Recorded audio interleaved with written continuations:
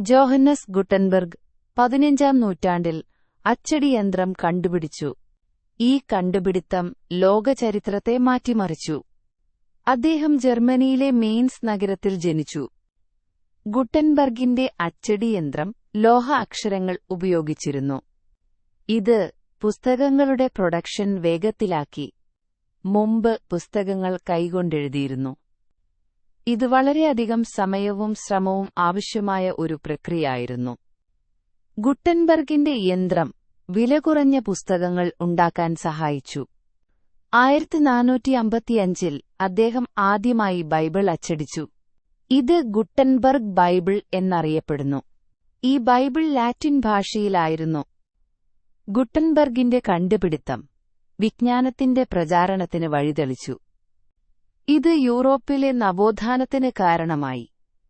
അച്ചടിയന്ത്രം വിവരങ്ങളുടെ പങ്കുവയ്പ് എളുപ്പമാക്കി. ഇത് വിദ്യാഭ്യാസത്തെ ലോകമെമ്പാടും വ്യാപിപ്പിച്ചു. ഗുട്ടൻബർഗിനെ അച്ചടിയുടെ പിതാവ് എന്ന് വിളിക്കുന്നു. അദ്ദേഹത്തിന്റെ യന്ത്രം ആദ്യം യൂറോപ്പിൽ പ്രചാരത്തിലായി. പിന്നീടിത് ലോകമെമ്പാടും പടർന്നു.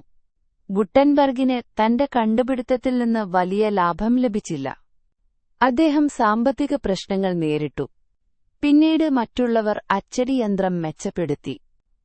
ഗുട്ടൻബർഗിന്റെ കണ്ടുപിടിത്തം മാധ്യമ വിപ്ലവത്തിന് തുടക്കമിട്ടു. ഇത് പത്രങ്ങൾ, പുസ്തകങ്ങൾ, ലഘുലേഖകൾ എന്നിവയുടെ വളർച്ചയ്ക്ക് കാരണമായി. ഇന്ന് അച്ചടിയന്ത്രം ആധുനിക സമൂഹത്തിന്റെ അടിസ്ഥാനമാണ്. ഗുട്ടൻബർഗിന്റെ പ്രവൃത്തി ലോകത്തെ അതിവേഗം മാറ്റി. ഇത് ശാസ്ത്രം, സാഹിത്യം, തത്വചിന്ത എന്നിവയുടെ വികാസത്തെ ത്വരിതപ്പെടുത്തി. ഗുട്ടൻബർഗ് 1468-ൽ മരിച്ചു. പക്ഷേ അദ്ദേഹത്തിന്റെ പാരമ്പര്യം ഇന്നും ജീവിക്കുന്നു.